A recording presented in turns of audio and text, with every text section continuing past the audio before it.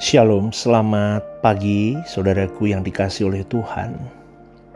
Adalah kehormatan kalau kita mendapat nasihat, pukulan atau teguran dari Tuhan.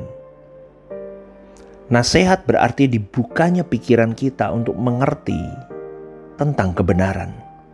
Betul kan saudaraku? Ini berarti memiliki pencerahan oleh kebenaran firman Tuhan. Ciri orang seperti ini adalah orang yang mendekat kepada Tuhannya. Mereka adalah orang-orang yang menembus hujan dan kemacetan untuk mendengarkan firman Tuhan. Mereka adalah orang-orang yang siang dan malam merenungkan firman Tuhan. Artinya apa? Selalu memperkarakan firman Tuhan di dalam pikirannya. Merindukan firman Tuhan sebenarnya sama dengan merindukan Tuhan itu sendiri. Orang-orang seperti ini tidak akan mengalami seperti yang dialami oleh orang kaya yang dikisahkan dalam Lukas 16 ayat 19-26. Karena ia akan memiliki kehausan yang tidak pernah terjawab atau terpuaskan. Sebab ada jurang panjang yang memisahkan orang ini dari orang-orang benar. Selagi jurang tersebut belum ada, kita masih bisa menjangkau dengan mobil, motor, jalan kaki, naik transportasi umum untuk datang menuju tempat di mana kebenaran diajarkan. Selagi ada kesempatan, hendaknya kita menyediakan waktu untuk memuaskan dahaga jiwa dengan kebenaran firman Tuhan. Hendaknya kita melakukannya sekarang. Karena mungkin besok gak ada kesempatan lagi. Maka selalu kalau para pecinta renungan The Message tahu ya, setiap hari Minggu saya selalu ingatkan apa? Datanglah ke gereja lokal. Jangan online. Kenapa? Selama kebenaran itu bisa diraih hari ini, kita hidup di negara yang tidak mempersulit kita untuk beribadah. Negara yang membawa kita kebebasan untuk beribadah. Beribadahlah dengan baik. Selama kau bisa menemukan Tuhan, temukan suaranya, terus cari pribadinya. Ketika kebenaran itu diberitakan, maka kau sedang menemukan Tuhan. Kenapa harus online? Datang ke gereja lokalmu dan dapatkan berkat itu. Oh, gak bisa pastor, gak bisa bangun pagi. Bayar harga. Katanya kau cinta Tuhan, bangun pagi aja kau gak berani bayar harga.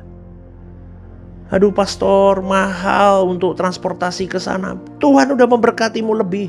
Bahkan nyawa diberi kau untuk perjalanan aja kau hitung-hitungan. Ada banyak hal saudaraku yang mau saya ajarkan. Bahwa ikut Tuhan itu memang harus sakit bayar harga.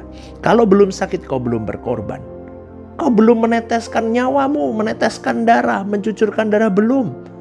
Kau masih hal tentang kenikmatan hidup, bangun pagi. Ya kan?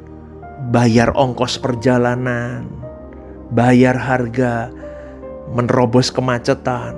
Hujan pastor, terobos. Kenapa? Ada jas hujan. Ada payung, ada banyak hal, bawa baju ganti, berangkat ke gereja.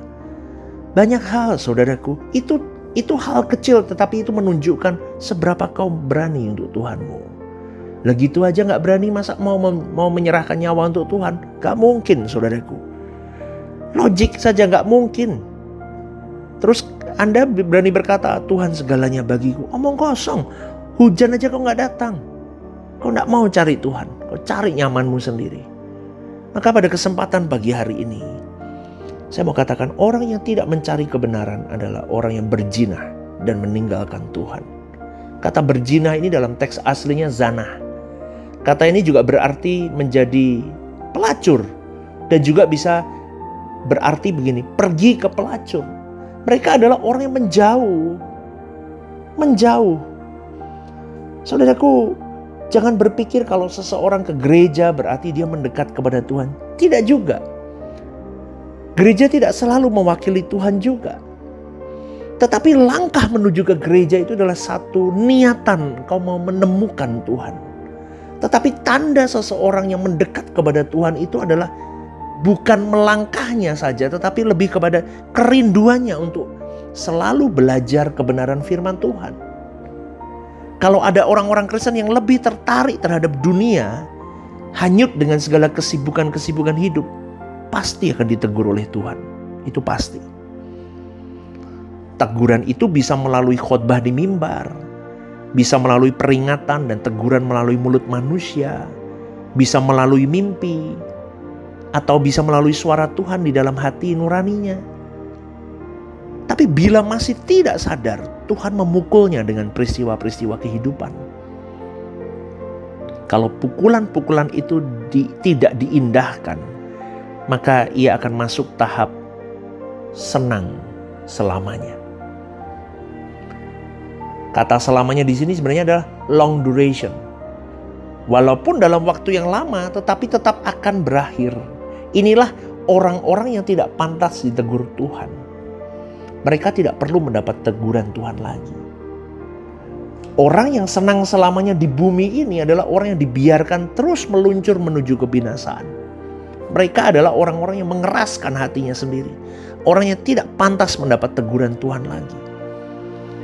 Teguran Tuhan atas seseorang adalah bukti kalau Tuhan mengasihi orang itu.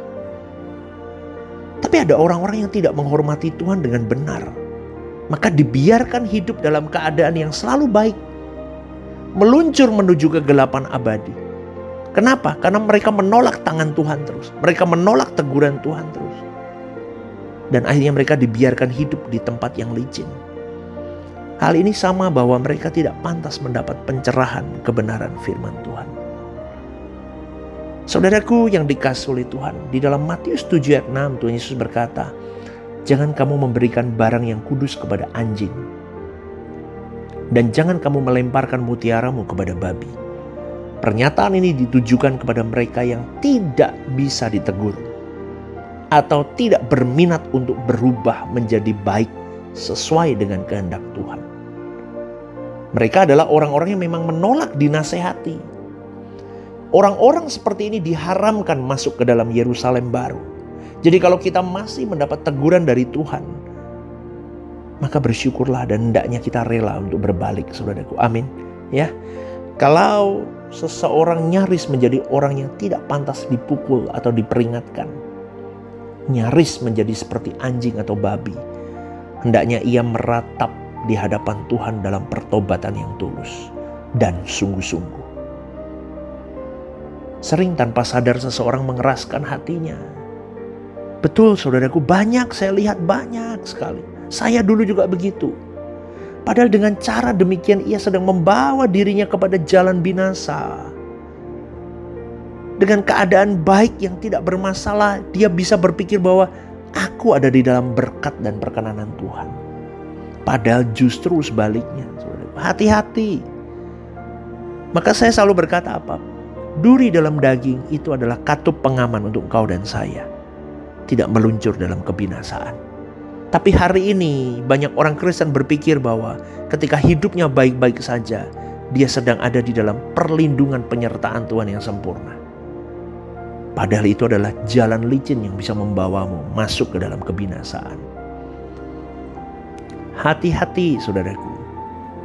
Dengan keadaan baik yang tidak bermasalah, seharusnya kita semakin hati-hati.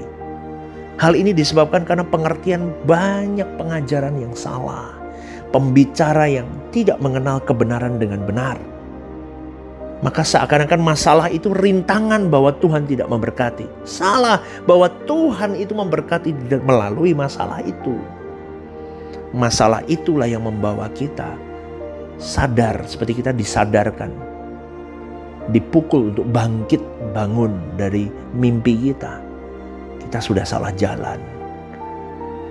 Ya, amin saudaraku. Banyak ajaran seperti itu dan mudah untuk menandai ajaran seperti itu. Yaitu jika Tuhan hanya diperkenalkan sebagai juru selamat dari masalah-masalah hidup. Ekonomi, kesehatan, dan banyak hal lagi lainnya. Tapi Tuhan tidak tentang itu, saudaraku. Tuhan datang ke bumi ini untuk menyelamatkan jiwamu dan jiwaku. Jadi bertobatlah saudaraku, sadarlah. Berkat berlimpah itu tidak selalu sesuatu yang memuluskan kau masuk dalam kerajaan Allah. Berkat melimpah itu harus kau waspadai. Adakah karena aku selama ini mengeraskan hatiku kepada Tuhan, sehingga tidak lagi ada teguran dalam diriku.